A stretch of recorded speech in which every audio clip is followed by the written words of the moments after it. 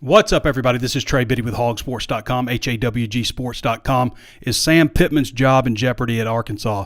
I mean, you bet it is. There's the one thing that couldn't happen was losing 48-10 to Auburn, and hate it for Sam Pittman. Like the guy a lot, but we've got to talk about it. We got a job to do here. We're going to talk to Andrew Ellis. He's going to help us gain a little bit of insight in what happened Saturday, maybe look ahead to this basketball game tonight, and we'll talk to Danny West about the latest in recruiting. All that and more on today's episode of Hawg Sports Live.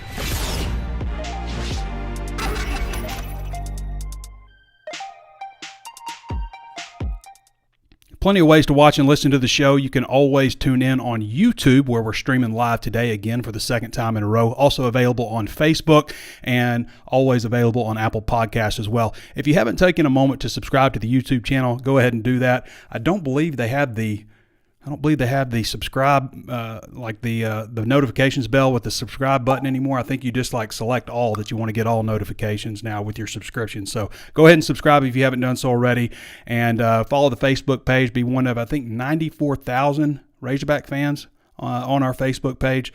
So we'd love to have you follow us there. We put all of our free content there. Also available on Apple Podcast, and of course, subscribe to our podcast channel and leave us a 5-star review. If you haven't taken a moment to throw us a 5-star review on Apple Podcasts, we certainly appreciate it. Spotify as well. Google Podcasts, anywhere else you can think of to find your favorite podcast, we are there.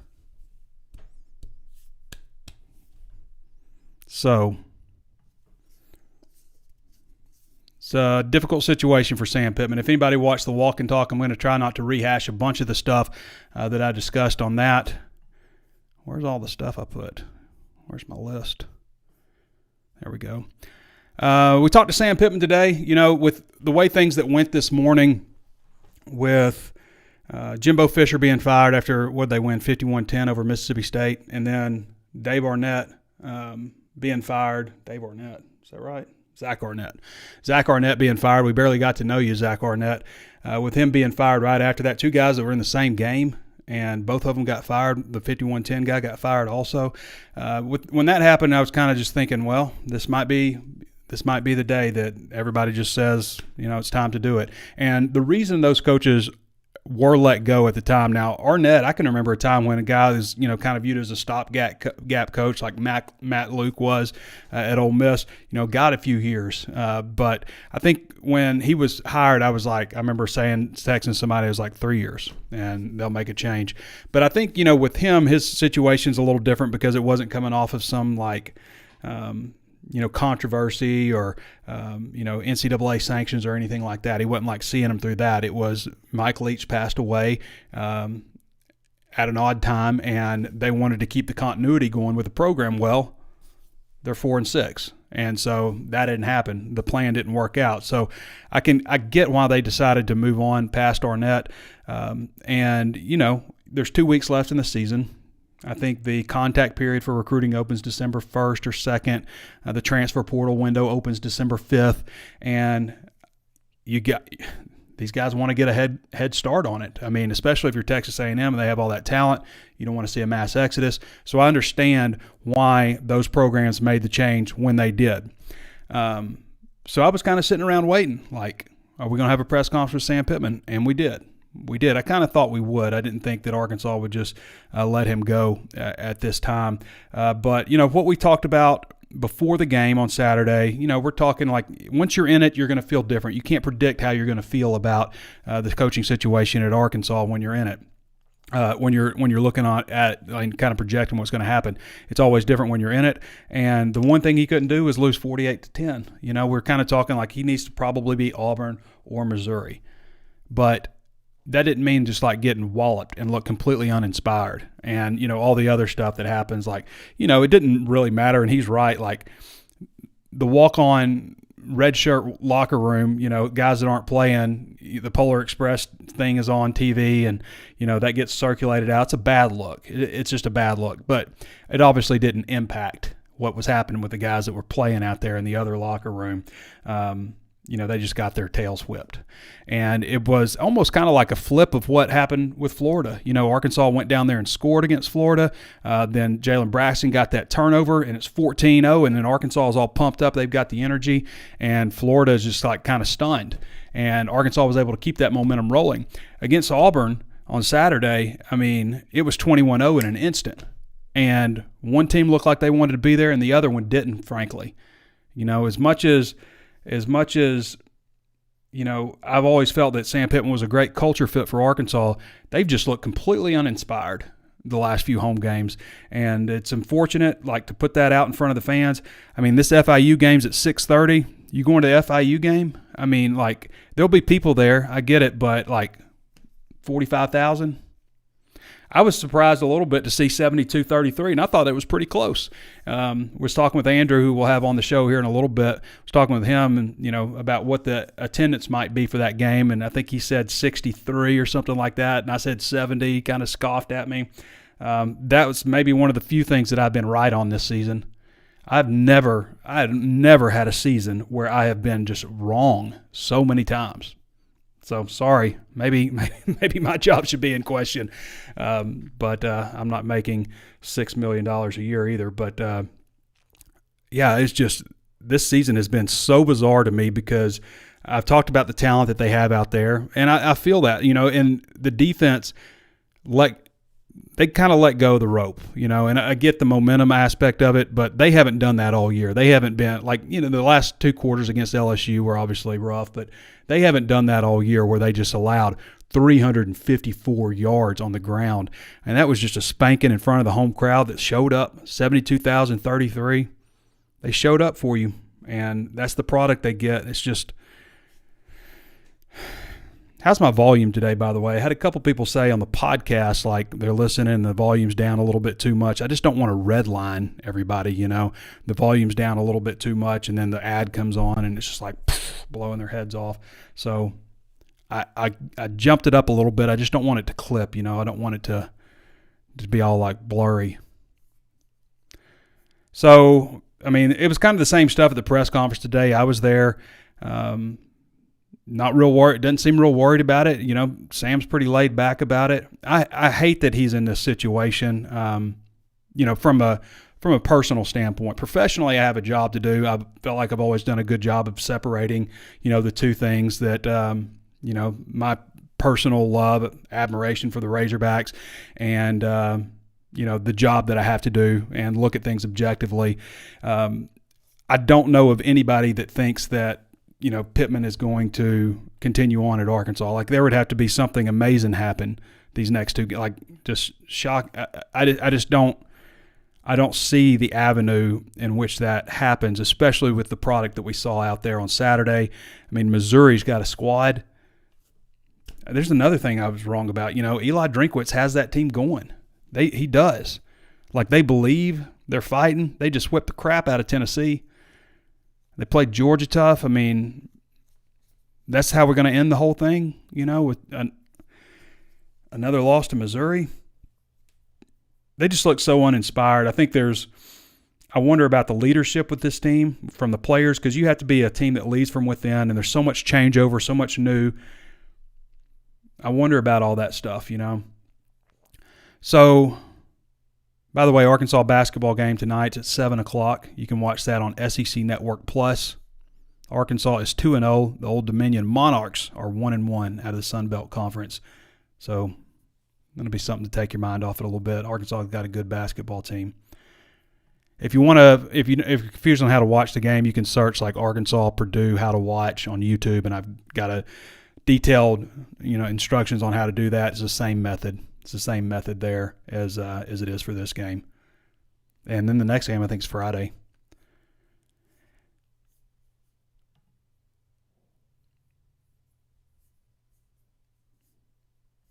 Let's see. I got my stuff out of order a little bit.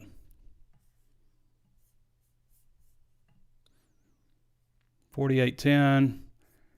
Zach Arnett's fired. Jimbo Fisher's fired.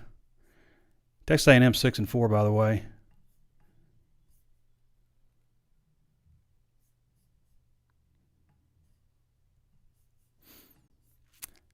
Let's see. All right, sorry. I had the wrong thing pulled up here on my little outline that I like to use. Ozarks Go. Let's talk about them. If you haven't been satisfied with your internet service, then Ozarks Go would be a good option for you, particularly if you live in Northwest Arkansas, north of the tunnel, parts of Oklahoma, parts of Missouri, ever expanding in Fayetteville. I always say I can end the commercial saying one thing, and that is that Ozarks Go, a service that I've been using for 2.5 years, over 2.5 years now, has never quit on me. It's never glitched. I've never had to unplug it and replug it. I've never had an argument with my daughter or wife or anybody about why the internet's not working or why the TV show's not working or why Alexa won't work. It just works. It just works. They offer several different tiers. I use the Multigig, which is their highest tier. It's 2,500 megabits per second, lightning fast speeds. Before that, I used the Gigabit service, which is 1,000 megabits per second, which is great for most people. They offer several different tiers. Not going to jack your rates up. ozarksgo.net/hawg, H-A-W-G. Go check them out. Call them at 479-684-4900. It is a local company, so you're going to talk to somebody from around here who knows what's going on in Northwest Arkansas. 479-684-4900. Ever expanding. Go check them out on the web. See if they're available in your area. So, again, you got to win football games. It's difficult for me because I've always had a good rapport with Sam Pittman. Like we talk on the sidelines sometimes, and I've talked to him on the phone. It's like I hate it for him. I do. I sit in the front row of every single press conference that he goes to, and then, I come and talk about how, he's probably going to be fired on here. It's a difficult dynamic to do. It's not easy. And, I had to ask him the question on Saturday, if he's concerned about his position as head coach at Arkansas, and that's not an easy question to ask. That's the hardest question to ask because, in a way, there's like no going back from asking that question. So it's about the toughest question you can ask a coach as a media person about his job security. So it's not fun for me either. It's not. I take no pleasure in asking those kind of questions to Sam Pittman. But at the same time, you got to win. And that's what I hear from most people out there. Like, man, I really like Sam. Not working out. It's not working out. So he knows he's got to win, and he's doing what he's got to do. He's just got to go to work, try to get things fixed, continue to recruit, continue to do his job. Hunter Yurachek last week kind of gave the vote of confidence, which we know means nothing. Like, it's not like, and I've said this before, I said it back with Chad Morris era, which this is a different situation than Chad Morris. Sam Pittman pulled Arkansas out of the pits of hell. He really did. And it sucks right now. It sucks that they're, 3-9? No, not 3-9. 3-7. It sucks. It feels like 3-20, doesn't it? And until now that they had lost by, 36 points total in all 6 losses before that, and then they lost this one by 38. Just kind of the floodgates, opened up, and that's kind of what happens, when you get to this situation. But as far as athletic directors go, everything's fine until it isn't. And then suddenly it's not okay anymore. And, you're going to get, I have full confidence in Sam Pittman as head coach until it's done. And it's sudden. It's just like that. I think things are probably going on behind the scenes. I hear a lot of stuff from a lot of different angles that I think there's probably some posturing and some talks with, the money people and stuff. I find this interesting also. So Pittman's 19-17 since 2021, the year of his contract restructuring. So he would be owed 75% of his remaining salary, which I think breaks down to $16.1 million. So do you think that, like, when Hunter Yurachek put this together, he was just like, good deal, we're never going to pay this? He knows coaches are hired to be fired. He knows they're going to be fired. Same thing with Texas A&M. Owen Jimbo, $77 million, 76, something like that. It's ridiculous, but they knew when he was hired that eventually they were probably going to fire him. Eventually, or you do like, Florida has done or some other schools and find reasons to fire them, for cause. But when they write this contract out, they know that eventually they're going to be paying $10, $15 million to fire the coach. It's not a surprise. It's not like, oh gosh, that was stupid. Why'd we do that? And I see so many people say it was so stupid to extend Sam Pittman's contract. Like, people who say that, you just show your ignorance that you don't understand how college football works in this day and age. I got to get rid of this, sorry. You don't understand how things work in college football. So let me break it down to you. After 2 years as the head coach, you either get a raise and a contract extension or you get fired. Okay, so let me hammer that home. Are they going to fire Sam Pittman after he goes 9-4 and brings Arkansas their best season in a decade? No. So they extend him and they give him a raise. That's just the way it works. And it looks frivolous. It looks stupid. Why would they do that? That's how college football is. Have you been paying attention to the sport of college football? The ridiculousness of the NIL, the transfer portal, it's the Wild West out there. You've got coaches getting paid $70+ million to leave. It's just the way it is. So it's just a different landscape. Coaches after 2 years either get fired or they get extended and a contract extension. So I don't want to hear anybody talking about Hunter Yurachek screwed that up, because you're not firing Sam Pittman off after 9-4 season. You're just not doing it. So I hope that can kind of quell that discussion. It's not going to, because I brought it up, when Brett Bielema was extended for the same reasons, and it's still the same talk, So anyway, December 2nd, I believe, is the opening of the contact. It's either 1st or 2nd is the contact period, so they can go out and start visiting recruits. And December 5th is December 5th. So let's see. December 5th is the transfer portal open. Yahama Jones says, that's just how college football is, ? Your attitude is the problem. I'm the problem.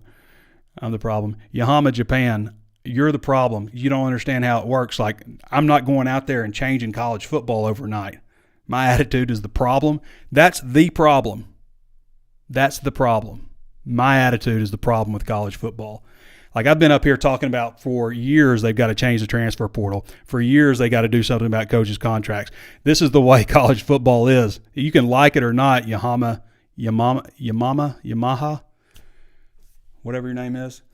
But no, my attitude is not the problem. You're the problem because you're ignorant on how college football works. Sorry to tell you. Okay. I think I'm supposed to go to my man Andrew Ellis. What else do we want to talk about? Sam Pittman's number 2 right now on coacheshotseat.com. On the Tom Allen from Indiana's 1, Sam Pittman's 2, Billy Napier's 3, Danny Gonzalez from New Mexico is 4, Dave Aranda is 5. That's your top 5 coaches' hot seat. Sam Pittman is 2 on this list. I would say all these guys are probably going to get fired. Didn't think I'd be saying that this season, but I've been wrong about a lot of stuff. I mean, I still feel like they've got a lot of talent compared to past seasons on this roster. The offensive line is screwed up. Man, the offensive line is screwed up. In fact, I mean, really, the offensive line has messed this entire thing up in a lot of ways. I'm sorry to say. It all starts there, and we can point to Dan Enos, and obviously that's not an issue, but not the only issue. But it starts up front. I mean, you can't have this kind of offensive line where KJ Jefferson's just getting destroyed, and his body language looks terrible. And can you really blame him for the amount of times that he's getting drilled this year? Sam Pittman says he plans to stay at Arkansas for a long time. I don't know. Arkansas is 20.5-point favorites, by the way, against Old Dominion tonight. Do you like Arkansas at 20.5? Do you like Arkansas over FIU at 30.5? That's according to Bet Saracen right now. Arkansas is 30.5-point favorites according to Bet Saracen. It's hard to imagine them beating anybody by 30.5 points, but that's the line. All right, let's go to Andrew Ellis, who looks nothing like this picture right now. He's kind of got some super long hair. If anybody watched him on Hog Hoops Live, he's got a different look. He's just a young boy on this picture. We got to get that updated. So, Andrew, you can follow him at Andrew Ellis 24/7. Does a little bit of everything: football, basketball, baseball. Got some strong opinions too. Andrew, how's it going, my man? Trey, it is going tremendous. The weather's great outside. The Hog Hoops basketball team is playing tonight. I'm having a great time. How are you? I'm doing good. Let's get your thoughts real quick on what transpired Saturday and just the status with Sam Pittman right now. What are your thoughts on? That's a long. You don't have to give a long answer, but I know you're going to. Well, I sat on this very program, Trey, and I said, things look good after that Florida game, but I was like, hey, all that goes out the window if you lose to Auburn. All of that goes out multiple windows if you lose 48-10 to Auburn. So I have the same stance as everyone else, where it doesn't look great. Mm-hmm. I feel a lot differently about Sam Pittman's security than I did about 3 days ago. And we've even discussed this off air that he probably could have survived losing the game. It's not just losing to Auburn at home. It is tough considering the rest of these home games, but it's it wasn't even just about that. It was the 48-10, the Polar Express, the everything. It's just the full mixture of it, combined with everything else that's happened this year. Yeah, I don't know how anyone could be super confident in the Sam Pittman situation right now. But I also agree with you where it's tough because we all like Sam Pittman. I don't think we're supposed to say that, but it's Sam Pittman's the man. He's a great dude. We all have enjoyed, interacting with him and being around him and just the energy he brings. And you can tell that the players like him too. And, everyone in that program likes him, but that is not the only prerequisite to be a head coach at this level. In fact, it's one of the lower things on the totem pole, I would say. But, I don't know. I mean, I'm still having trouble processing all of it, but I think that we all kind of see the direction this is most likely headed. Yeah, and when you look at the buyout also, I think this is an interesting dynamic to talk about, Andrew, because so many people have talked about owing him 15 or what is it, 16.1 million, something like that. But it's in there also that Pitman has to make I can't remember the wording exactly, but he has to go out and seek comparable compensation. He's got to seek a similar type of job. But he said multiple times that this will be his last job.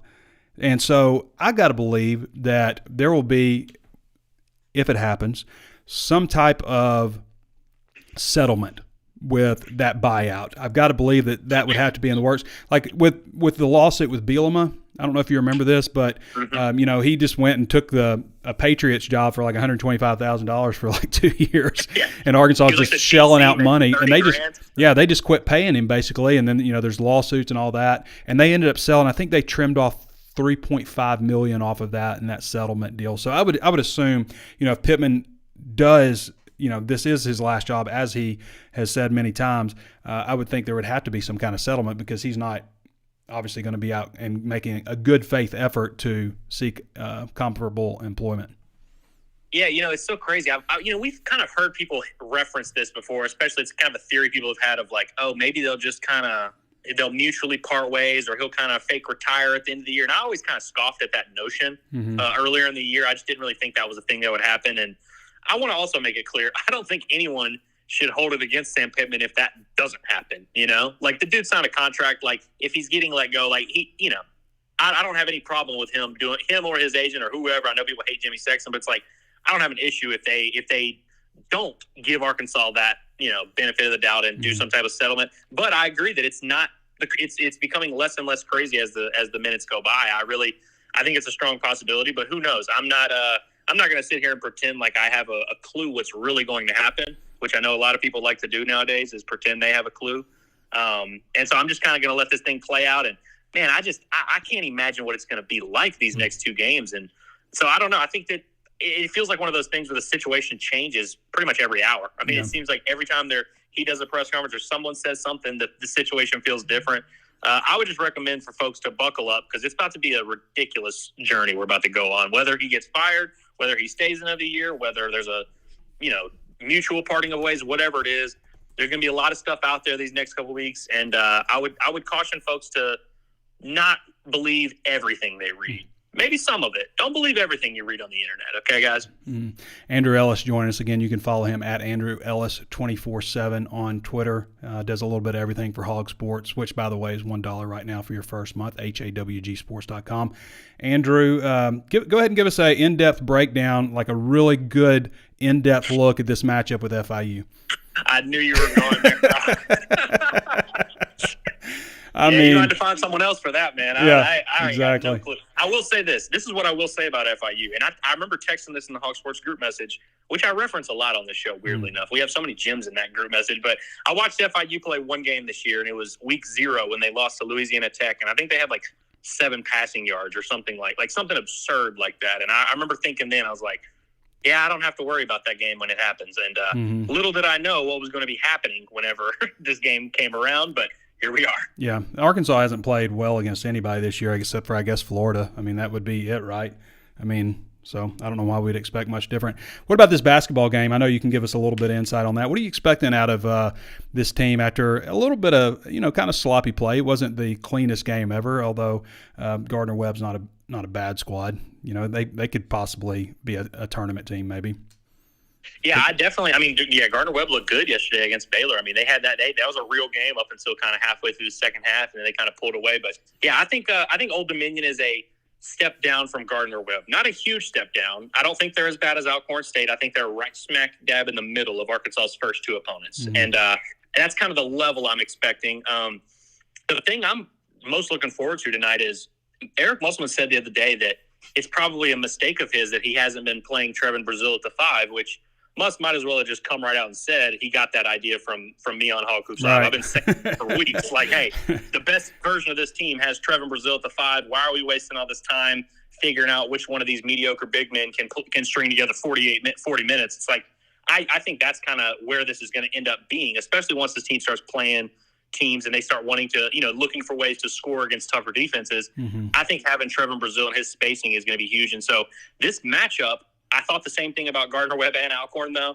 This matchup really is one of those where I think Old Dominion's going to be trying to go small against Arkansas. I think that's their only hope of scoring because they don't really shoot that well either. So it's like they're going to have to go small and kind of force Arkansas to play with them. And I think this is going to be the first night where we get to really look at what the best version of this team might be, because I think you'll see Trevin Brazile play some at the 5, and I'm really excited to watch it. I think I'm not expecting anything crazy here. Both teams are on a short turnaround, so maybe it's a little sloppy in the early going, but I think Arkansas should take care of business here in this spot, as they always do under Eric Musselman in non-conference home games. Every once in a while, sometimes you have some words of wisdom, Andrew. You want to depart with anything special, anything memorable? I always think about what my words of wisdom are going to be if you ask me this question, and this is the one day I have nothing other than, guys, stop reading if you read something on the internet, I want you to really take a hard look at who said it and what the context is, and maybe even do a little bit of digging. Do not read a post on a message board or a tweet where someone steals something from a message board and tweets it out and just take it as gospel and run with it. I mean, we literally had – you know this because you were on our message board, but we had people lined up today at the press conference thinking that it was about to be Hunter Yurachek come in there and announce that Gus Malzahn was the head coach. I mean, It was absurd. And they're like mad that it didn't happen. I'm like, guys, he has this press conference at noon every Monday. Yeah. If he's still the head coach next Monday, he's going to have a press conference at noon. I don't know why everyone was so convinced that some groundbreaking announcement was coming last night or tonight, but I don't know, man. I just think everyone, like I said earlier, everyone buckle up because these next, I don't even want to say few weeks, few months are probably going to be chaotic, and let's strap in. And there's nowhere better to cover it than HawgSports.com. We got you covered. That's what we exist for. I think you did a great job with your words of wisdom. I was going to tell you, if you didn't have anything to say, you always say, live every week like it's Shark Week. Well, that works too. I think you should. That's Tracy Morgan, not me. Okay. All right, brother. Great job as always. Appreciate you coming on. Absolutely, Trey. All right, tell everybody. Danny I said hello when you get a hold of him. I will. All right, everybody. That's Andrew Ellis. Again, follow him at Andrew Ellis 24/7. Does a great job over there for us at HawgSports. A lot of people talking about who would be the options, for coach. I've definitely looked through it. Just wanting to be prepared and stuff. Obviously, there'd be a lot of talk about Mike Elko and Jamie Chadwell over at Liberty, and Jeff Traylor is a name that's been very popular. Gus Malzahn has been talked about a lot. I'm not going to go over everybody who might be a candidate. Kane Womack would probably be an outside shot. What's interesting about Kane Womack is he went 10-2 at South Alabama. We were talking about this the other day. He went 10-2. Kane Womack played fullback at Arkansas, by the way, under Houston Knight. He was a walk-on. His dad was Dave Womack, defensive coordinator. But he went 10-2. I'm not calm down just talking about a guy, But he went 10-2 at South Alabama, a program that's never had a winning record. I just thought that was interesting. But, there's a lot of names out there, obviously, people talking about. I don't like to get into that too much, until it's time, So, all right, we're going to go over to Danny West now. If you don't follow Danny West, most of you listening do. How could you not? Best recruiting man in the business, not just at Arkansas, but all over the place. You can follow him at Danny West 24/7 on Twitter. How's it going, Danny? What's up, buddy? Doing well. Hanging in there. Ready for another one, Trey. This was the first. This is the first game all season that I didn't go back and rewatch the telecast. First time all season that I didn't. And usually I go back and watch every play at least a few times. And rewind and rewatch and just see, who's doing what. But I just couldn't bring myself to do it. Yeah, I don't blame you. I don't plan on watching it again myself, and rightfully so. I mean, I'm kind of sick of it too, Trey, but if they don't care any more than that, then why should anybody else? That's the way I feel about it. Yeah, because Auburn's not 48-10 better than Arkansas. And I'll say this also, I got a lot of replies on my walk and talk from Auburn fans because I was, kind of breaking down their roster, and they've got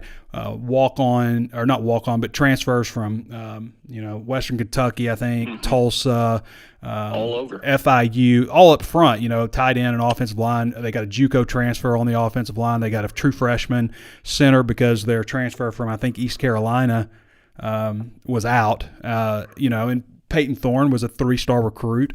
Jarquez Hunter's a 3-star, and everybody's like, well, if we're so average and why we did all this, it's a compliment. It's a compliment to the job that Hugh Freeze has done because they physically manhandled Arkansas. I mean, they did. People are throwing their hands up, mad at me who are Auburn fans, and I'm complimenting them. They can't see the forest for the trees here, that I'm giving them props for the job that Hugh Freeze has done in a short amount of time there. Mm-hmm. Threw Brandon Frazier's name in there too, former Arkansas tight end commitment. If you recall, after the Chad Morris firing, he came off the board and flipped to Auburn too. I saw he came up with a grab or two Saturday too. That made it sting a little bit worse, didn't it? Yeah, that was a class of 2020 guy. Yeah. So, Danny, what is the latest in recruiting? I mean, obviously that's still going on. I mean, let's talk about recruiting. I know. Lord have mercy. All right, I got good news and bad news for you. Yeah. I'll start with the good news. Arkansas had some of the best players in the country showed up to that game Saturday. And, you had a 5-star, the 2024 5-star, number 4 overall player in the nation, Williams Nwaneri. Missouri commit. He was there. He had a teammate there, Mr. Isaiah Mose, 2025 wide receiver, almost a 5-star himself. He's top 50 or so in the country. DeZephin Walker, another Missouri kid out of Peculiar, Raymore, 5'11", 190 running back. He's top 50 for the 2026 class. So you had some of the best players in the country, showed up to the game. And the bad news is Arkansas didn't show up at all, and none of those kids I just told you about are coming to Arkansas. So, what else? Well, you're going to be busy. That's where it's at, man. Yeah. I get on here every week. I'm just kind of sick of it, man. Not sick of the show, but it's the same thing, man. Every Monday for 10 minutes, I get on here and tell you about the 13th best class in the SEC, and probably going to finish somewhere around 30th in the country. And then I got to wake up every Monday and check the AP poll, and I see Missouri and Oklahoma State and Kansas State, Tennessee, LSU. Everybody's in it. Everybody around you, Yeah, damn right. Then you check your email from last week, and there's the Arkansas athletic director talking about damn Congress getting involved in NIL. Yeah. And you're 3-7, so I don't have a whole heck of a lot more to say than that, Trey. It's just kind of they did have the Michigan State transfer in, offensive lineman, Keyshawn Blackstock. Yeah. Seemed like he had a good visit, but, he's still going to Penn State and Louisville. Louisville's top 10 as well. So I'm a little bit frustrated with him, Trey. Yeah? You think you're alone in that, Danny? No, probably not. I think that speaks for a lot of people, but that's where it's at, man. And I just feel like here's the truth. I feel like you're 24-73 in the SEC since 2011. That's 3 more wins than Vanderbilt. Yeah. And that's not very good. And until they fully embrace and wrap their arms around this NIL deal and stop worrying about changing the rules of the game and start worrying about playing the game. Changing how you play the game. And I think it's just going to continue, and I'll be back next Monday telling you about it again. Yeah, I hear you, man. It's frustrating, and there's no excuse. Arkansas can do that. I mean, people point to talent and the population and stuff. I mean, if Ole Miss can do it, then Arkansas can do it. If Missouri can do what they're doing, Arkansas can do it. And we've seen Arkansas do it. It's been a decade plus now, but we know that they're capable of doing top it. 15 class before my time is done. I want to cover one. I ain't asking for top 10. I just want top 15, And it seems like if it were to ever happen for Arkansas, now should be the time that, it's more feasible now than ever given the current landscape. And it just feels like a missed opportunity to me when everybody around you is kind of figuring it out and you're not. It makes it a little more frustrating. Now, I'm not putting it on Yurachek. I don't want to make it sound like that. It's not all on him. It's, he hadn't missed a block or a tackle, and he's done a heck of a job with all the other programs. So it's hard to just pin it on Hunter Yurachek. I don't want to sound like I'm doing that. Right. But it's just frustrating, man, to see everybody else figuring it out, and Arkansas is back. Yeah, and you knew it was coming this way, and this is just going to be the future. And, it's absolutely frustrating. But you never know. Who knows what will happen? I mean, and Kansas is another example. Like, I know they're not playing in the SEC, but like Kansas is, not a bad team. So, not bad. Rebuilding the stadium and everything, they've got a lot of positive momentum. I actually drove by there a couple weeks ago. Seems like they've got a good thing. So, that's the point here. If I do have a point in my 10 minutes this week, it's that, you got to start opening up a little bit and embracing this thing. Yep. All right, because it ain't changing. Yep. Appreciate you, Danny. Yeah, I wish I had more for you, brother. Sorry. You got what you got. Yep. All right. Talk to you later. All right, everybody. That's Danny West. Again, follow him at Danny West 24/7 on Twitter. And go sign up at HawgSports.com. Most of his content is VIP, so you need a VIP subscription to read Danny stuff. All right, let's see what some of you YouTubers got. I've already seen some of it. I got a little hot at somebody already. All right. Marcellus Watson says, my only problem with Sam, the only problem, is his loyalty to Cody Kennedy and our cream puff offensive lineman, the SEC team, without mean men in the trenches. I mean, the offensive line has been a disaster this year. Nothing short of a disaster. Daddy-daughter playlist, already got my mind set on a new car. Don't want to keep the one with all the problems anymore. Can we please rip off the Band-Aid? I hear you. I mean, guys, I don't see how it's going to be that much longer. I mean, I don't, Honcho Razorback says, Trey, I'm sorry, but I think it's a sad day to be a fan if they keep Pitman. Presser was abysmal. I think, to be honest, people, I just think it's a matter of when with Sam. I mean, I think it's gotten to that point.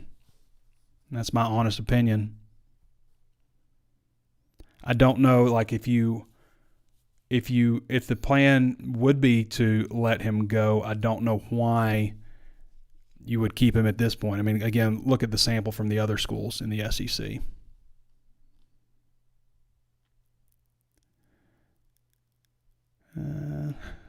Lewis Minnie says, let's just fire him already so we can get the next coach we will fire in 2 to 4 years. That's what it seems like. And that's, kind of what I pointed out before, like, the ideal thing, this was ahead of the Auburn game, would be for this team to rally around Pitman, win these last 3 games, and say, okay, Dan Enos was the problem. They messed up the offense. They're still behind him. They're still fighting for him.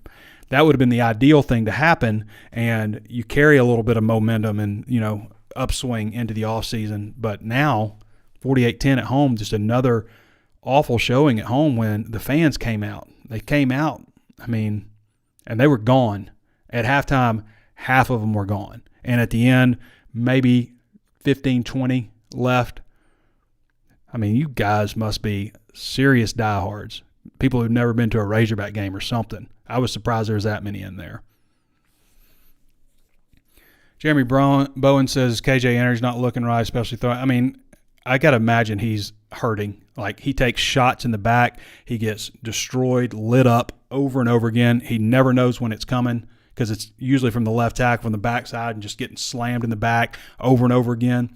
I mean, how would we be doing right now? Like, just it's almost like doing a trust fall, but you've so many times they just let you fall, and so you're just going to keep trusting them over and over again. I mean, you got to worry about the snap coming to you clean because it hasn't been. A lot of times it's rolling on the ground or it's too high. You got that to worry about. That's your first read, not what your conflict defender's doing, but am I going to get the ball? That's your first read. And then I'm going to trust my left tackle because he's got my back, and you just slammed. Yeah, I mean, my body language wouldn't be very good either. And, it's hard to blame him. It is. You got to have – I always point to the Justin Fields Ohio State film that they put on ESPN this one time, talk about his poise in the pocket, how mature he was, and going through his first, second, third, fourth, fifth read, all through his progressions. Look at the poise. And I'm just like, 2005, 2006. 2007. Of course he looks poised. Of course he looks poised. He knows he has all day. Why do we have to always start over every 3 or 4 years? Well, it was 2 years before that, and this would be 4 years if Pitman doesn't make it. And the time before that, it was 5 years with Bielema. But because they don't win. I mean, it's been a rough decade. I mean, you've got really one season to really cheer about. I mean, maybe the 2015 season. I mean, they won 7 regular season games that year, though. They finished with 8. They won the bowl game. But that wasn't just like, holy cow, what a great year. There were some great moments, the Hunter Heave and all that stuff, but that was a 7-win regular season team. The only season that I think you've really been able to say, that was fun, that was a good year, was that 2021 year. That was largely built on, guys coming back for their COVID year. They won 8 regular season games, won the bowl game against Penn State to finish with 9, finished in the top 20. I think they finished 20 in the coaches, 21 in the AP, something like that. That's been it. That's been it in the last decade. Plus, the last 12 years. The last 12 years, that's what it's been. Kingsley's been waiting for this. Appreciate you, Kingsley. See you out there. Fans deserve better. There's no question about it, Honcho. The fans deserve so much better than this. Like, it's infuriating, It is.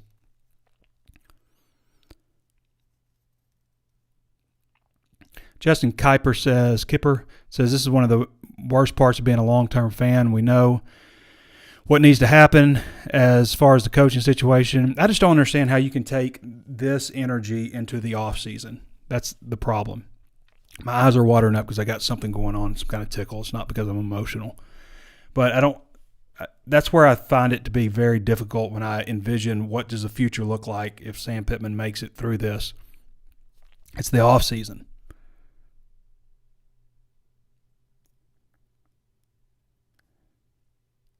Thalweiser 640. Man. Excuse me.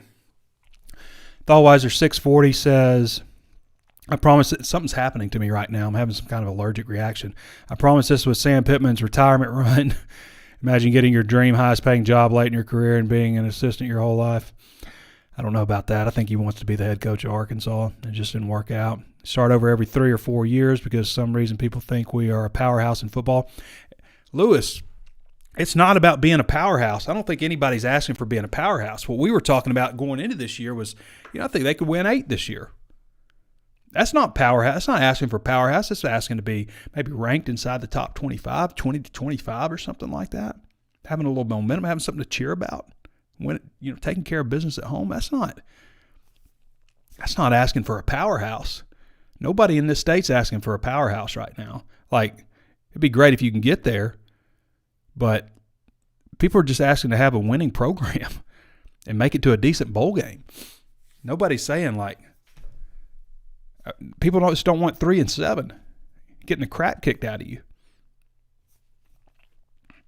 The next coach ain't going to change anything. We will be saying the same thing with the next coach and the coach after. That's fun. That's a good attitude to have. That's not true. I mean, you can strike lightning. There are coaches out there that take programs in and change everything. You can get the right quarterback. That helps. The right coach. Things can happen. I mean, we've seen it before. James Clark says, personally, I think if Pitman finds a better O-line coach, he could have a few more 9-10 win seasons, but if he doesn't, then he's got to go. I mean, here's the thing. You get a certain amount of time to put the program together. That's just the way college football is. You get a certain amount of time to put it together, and you are what your record says you are. You can't lose the fans. And once you lose the fans, you can't get them back. Thallweiser 640 says, Sam's a good guy, but just not a head coach. We need a guy that's feared and loved. Sam is a puppy dog and a dog-eat-dog conference.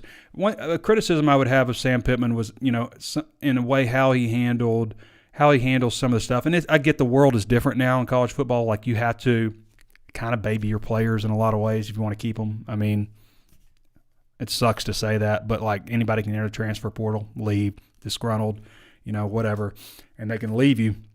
And I feel like throughout fall camp, like we would see guys out there practicing and running with the first, second team that don't ever play. And I'm wondering, like, is it just to keep them happy? Is that why? I have a lot of questions like that, I also think, like we can talk about how they're playing and stuff. If you build some momentum up, like for Missouri, for example, winning that Kansas State game the way they did, which they probably should have lost, I guess. I can't remember how that played out, but I feel like something happened where that maybe they got an extra shot at it or something and won the game. But, stuff like that happening early in your season can generate momentum and belief and, a certain sense of, we're doing things right. We've got this. We're a team. And when things don't go your way, like losing to BYU, losing barely to LSU, what I think is remarkable is like how they held things together up until this point, considering how things have gone, because they haven't been lucky. I mean, have they been lucky this season? Somebody say they were lucky in the Florida game because the guy missed a field goal at the end, but I think that the refs just screwed that up in the first place. Have they been lucky this year? I don't think so. I don't think something's just kind of gone their way. And you got to have stuff like that happen. Things have to happen, things that make you believe. And Arkansas has never had that. And like the Auburn game's a prime example. They go down there and score. You go 3 and out. They return a punt for the touchdown. The game's over. Like, that's just a shock to the system. And then they go up 21-0 in the first quarter. Because Tuna Talents is responding to Lewis Minnie, because one time we were a powerhouse, by the way. Are you related to Travis? I mean, for the old school Hog fans on here, remember the Southwest Conference? Yeah. I mean, there was a time when Arkansas would just – when Ken Fatfield was here, it was like 10 wins, 10 wins, 10 wins, back when they were playing 11 and 12 games.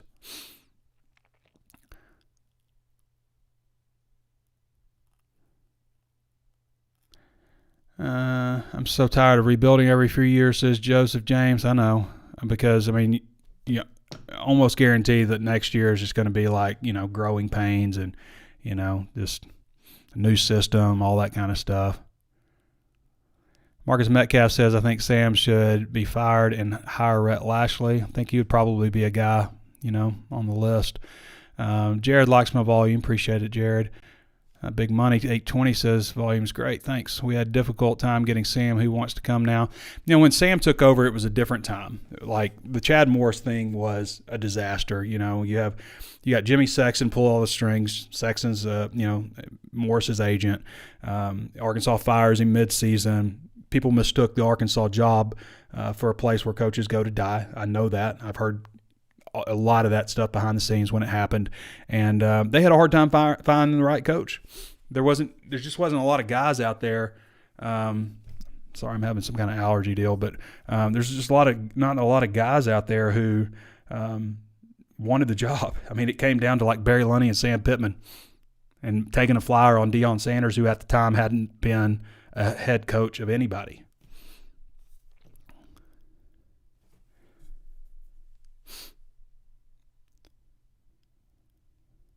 Let's see. Do we expect a good season, though, says Zane the Cane. We hired Danino's had such a tough schedule. I mean, the over-under win projection from Vegas was 6.5. I thought that they could win 8. I think maybe if some things had happened differently, who knows? I've talked about how the momentum, how things can steamroll for you and stuff. What I saw was like, hey, this defense actually looks pretty good. That's what I saw in the spring. They got some good players out here on defense. Some of the stuff they were doing on offense, like, hey, they're throwing the ball well. But what we weren't seeing is scrimmages. We didn't see any spring scrimmages. We didn't see any fall camp scrimmages, aside from the red-white game. And weren't able to tell exactly how bad this offensive line really was. There was some talk about it from coaches in press conferences, but I don't think anybody expected Sam Pittman's offensive line in year 4 to be a complete disaster. And that's what they've been all the way across the board. They just have. I'm sorry. Even guys that have been back for him. Bo Limmer having to play center, which I think is not his natural position. Brady Latham has not had a good year. I think he's dealt with some injuries, maybe some hand stuff early, and the tackles have just been terrible. And it's because they're not ready. They're not ready to be in that situation. So why wasn't it identified better that these guys aren't ready? These guys aren't ready.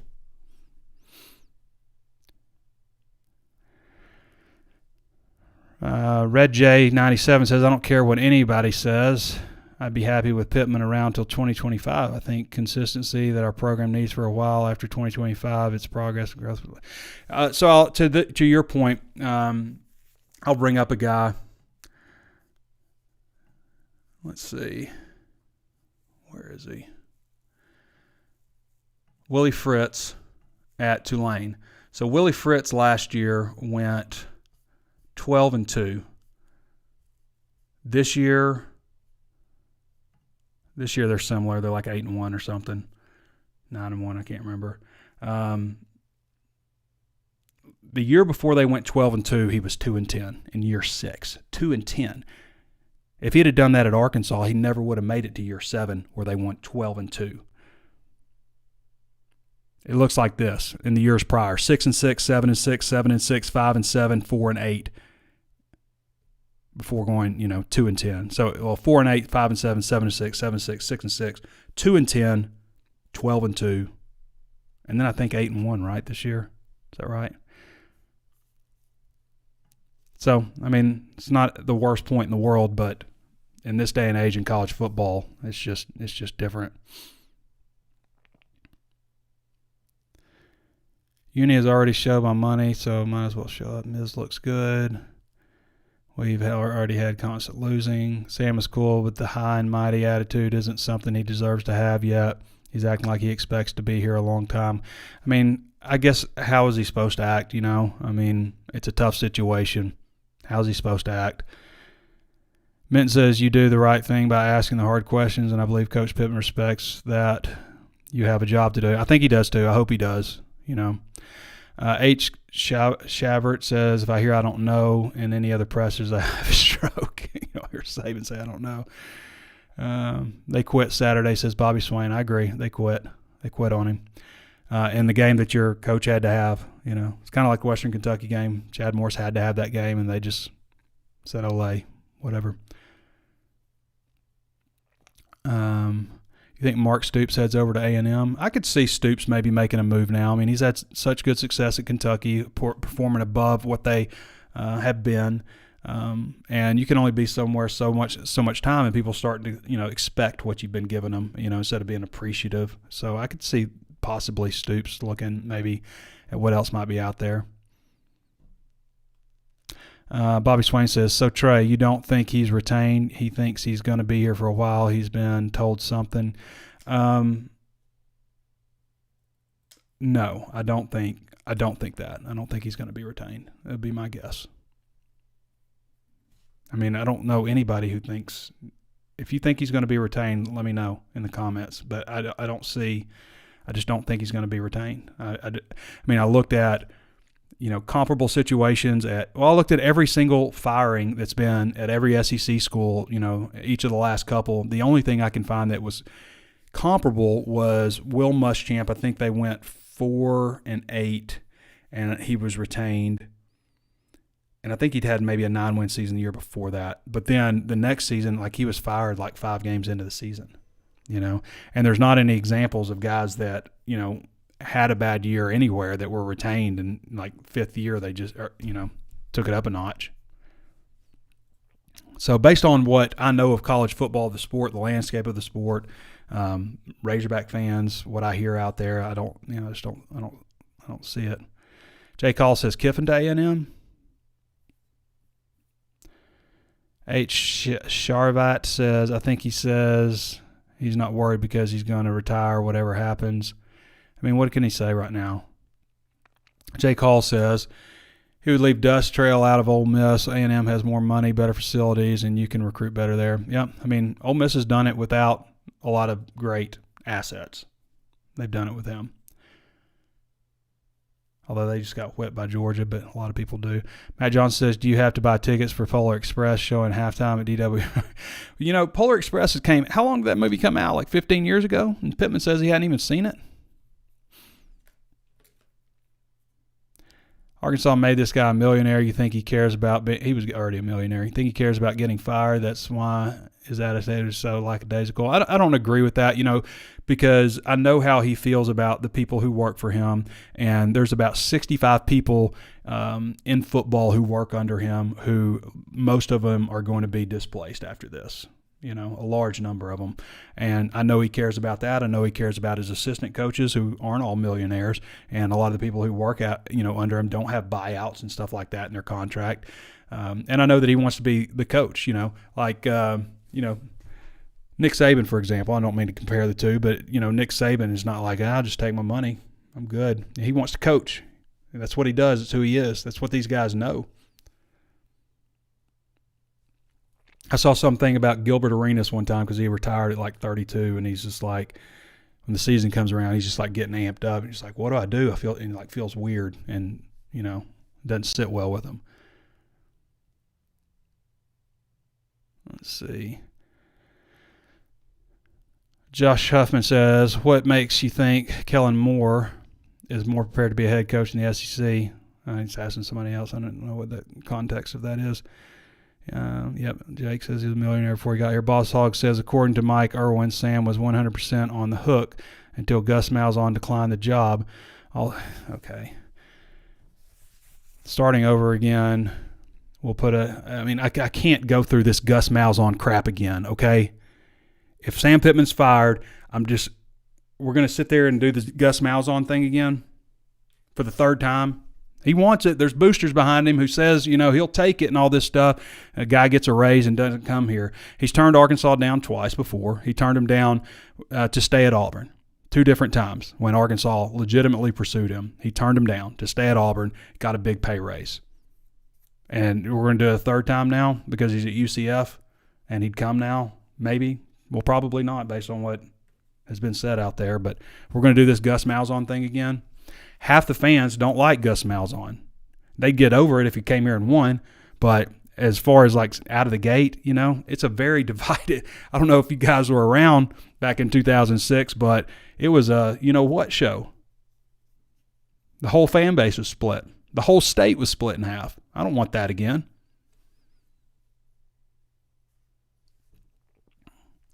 Vicky Jones says, starting over again will put us back in the same boat we are in now. I mean, we've kind of talked about that. Corner Canyon has become a heck of a QB score. Why do Arkansas keep getting soft O-linemen? It's a good question. Wouldn't have thought that would be the undoing. Dan Mullen back to Mississippi State, says Jay Call. Would they take him back? I guess they would. Yamaha Japan, why does Pitman have a buyout where he said this is his last job? I guess I see why you got all frazzled, Yamaha, because I didn't even see this and I just started talking about it, but you made the exact comment that I was talking about. I mean, that's just how college football is. I'm sorry you think I'm the problem. Billy Harper says, I'm confused. The Arkansas Democrat wrote that Hunter was at a conference today and was still defending him. Never know which way this is headed. Kirby Moore to Boise State. Getting this close to getting fired and not getting fired. He better have Kennedy ready to find a new job. He actually said the press is writing stuff that isn't true, said it hurts recruiting, and he was on the phone all day with recruits yesterday reassuring them. Vicky, how can you ask players and fans to go through this another year? Sam should have never been hired. What did you expect? Who are they going to hire? Louis Easley? Sam should never have been hired anyway. Who should they have hired? I'd love to hear it because I followed the coaching search, and I saw one wall after another that they were running into. It wasn't just like Sam Pittman, I got him third on my list. He's, if we don't get Gus and we don't get who, I can't even remember who else would have been at the lane, then it's Sam. It's not even close. He was way farther down the list. And he was, a good fit at the time. Like for that year, for that couple years, he was the right. Of course, Pitman cares if he's fired. Yes. Jake Hall, maybe. I'm pretty sure this is the highest salary to date. Yes. 22 and 24 overall, right? Yeah, Bobby, I think it goes to the start of 2021, which puts him at 19 and 17. Make a contract. If you don't have a winning record, your contract is void. I mean, you can't. So Brady G111 says, make a contract if you don't have a winning record, contract is void. So let me ask you, which coach, big-time coach, would agree to that? I mean, Texas A&M had to put a $77 million buyout on Jimbo Fisher just to get him to come, pay him a ridiculous amount of money. So Arkansas is going to go out and hire a big-name coach and say, you know what, if you don't have a winning record, you don't get anything. Like, okay. These buyouts are ridiculous, though. They are. These coaches are celebrities. I mean, big-time movie star makes $20 million a movie. They're celebrities. I mean, and they get celebrity money. It's just the way it's America, man. Pitman owes Burks every cent of that raise. Brian Harsin to Arkansas, LMAO. Yeah, that ain't happening. Chad Morris was 4-20. Actually, he was 4-18. Yamaha Japan, that's just how college is. Yeah, I read that already. I'm the problem. I'm the problem with college football, people. Love Pitman, but Auburn hurt. Trey, Arkansas got pimped. They fell for the 22 super senior season. Sounds like you did too, talking about a 9-4 season. I mean, I think we'd take that any way we could get it, right? The vibe was certainly different back then. But, again, like, Sam Pittman went 9-4, okay? He went 9-4. Like, when's the last time somebody did that? So, I mean, you're going to fire him after 9-4? Can't fire him after 9-4. You have to give him a raise and extend him. I've already explained that. Zane the Cane says, I miss Houston Nutt. I was thinking about Houston Nutt today. I was thinking about like when he was quartered by Nebraska. Nebraska had the plane. They thought they were getting him away. And, next year LSU is flirting with him. So Trey, does he come back next year? I know everybody's like, I know he's not been fired. And, I know what people are saying, Hunter Yurachek's saying. So I don't know how that happens.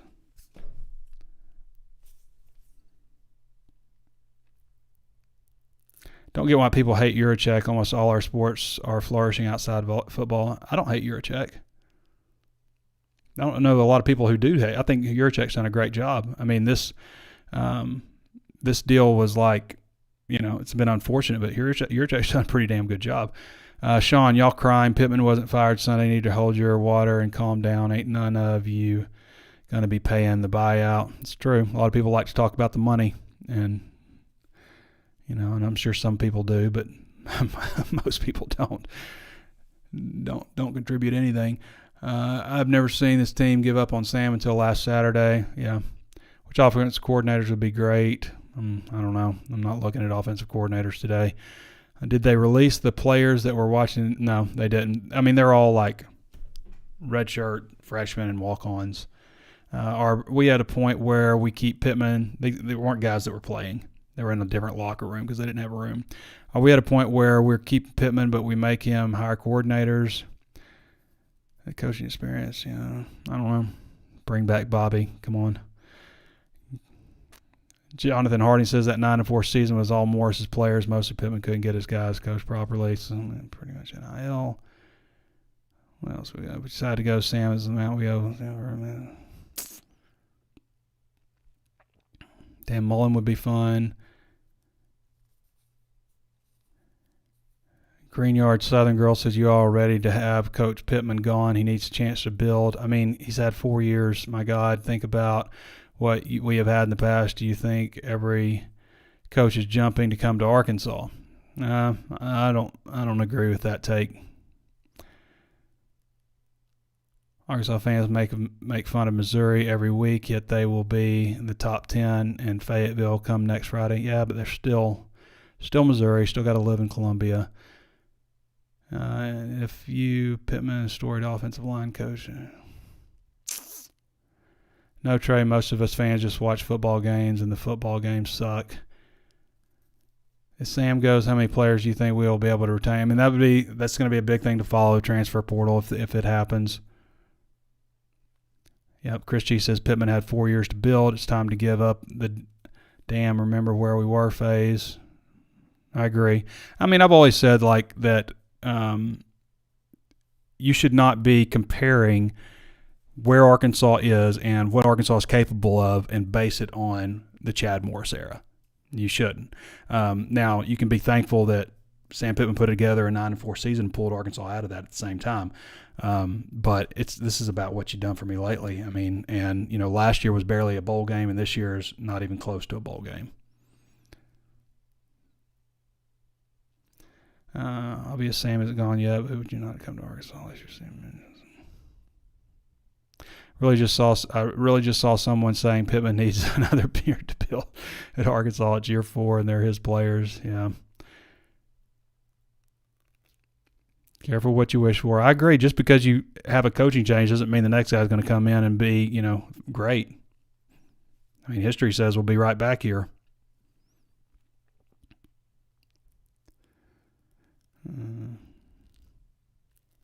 How long have we gone here? Oh, man, we've gone a long time. I've just been reading all these. Let's see if we got anything good.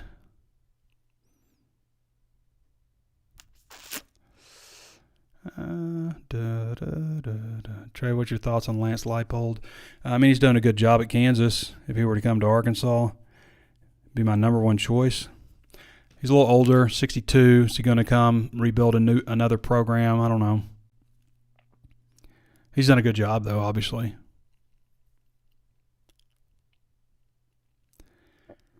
All right. I feel like we're good. Danny's frustration tells a story. Defense was very questionable Saturday. Defense, that's been kind of an outlier for him, this one particular one. All right, everybody. Thanks for joining me. Appreciate you. Thanks to Danny West for hopping on. Appreciate all your questions, YouTubers. And we'll be up on Facebook right after this, obviously. Be on Apple Podcasts. Subscribe to the channel if you haven't done so already. Did I mention Ozarks Go? Because if I haven't, I would love to mention those guys one more time. Our friends at Ozarks Go, you can reach them at 479-684-4900. Reach out to them at ozarksgo.net/HAWG to find out more. If you're disappointed in your internet service, if you're happy with your internet service but you didn't know there's maybe something out there better, the consistency and quality of Ozarks Go is unmatched. And based on my experience, I've had, I think, 3 other internet service providers since I've been up here in Fayetteville, which has been quite a while, and none of them have compared to Ozarks Go. Again, never have to unplug it and replug it. Been my experience personally. I've always had 100% uptime with Ozarks Go. What's better than that? Go check them out. Great rates, several different tiers of internet service. Think north of the tunnel. If you get an Ozarks electric bill, then you probably have access to Ozarks Go. Go check them out. All right, everybody. Thanks to Danny West. Thanks to Andrew Ellis. Thank you to all of you for your questions. Thanks for our subscribers. H. Shavat says they like the shirt. Appreciate that. My mother-in-law went there and brought me back a shirt for my birthday. Appreciate you, mother-in-law. All right, everybody. Thanks for joining me. This has been Trey Biddy with HawgSports.com, and we're going to catch you next time.